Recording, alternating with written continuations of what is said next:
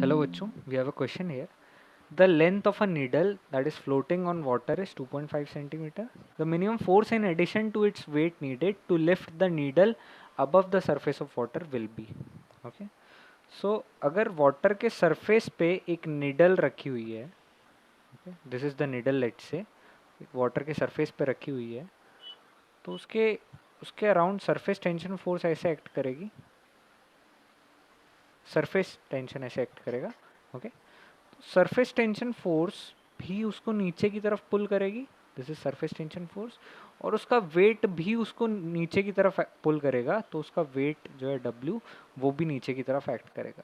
अगर हमको उसको लिफ्ट करना होगा तो हमको एक फोर्स लगानी होगी which is equal to its weight plus surface tension force. तो हमारे पास क्वेश्चन में पूछा है minimum force in addition to its weight. उसके वेट के अलावा कितना फोर्स हम लगाएं कि हम नीडल को लिफ्ट कर पाएँ. So that is equal to surface tension force. So required force जो है हमारे पास that is equal to surface tension force. Now surface tension force क्या होगा? Surface tension into length in contact. So length in contact will be twice. दोनों side से contact में है पानी से. Okay, so 2 times L. Now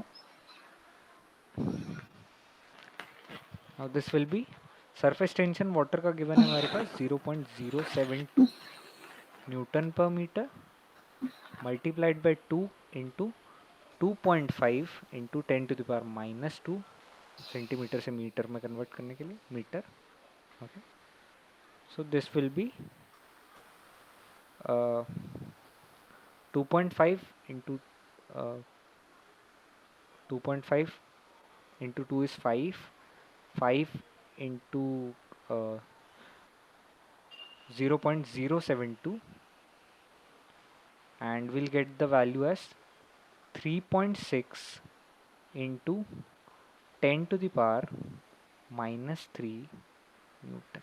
Okay, and this is the required force apart from the weight, and the option which is matching is option 1.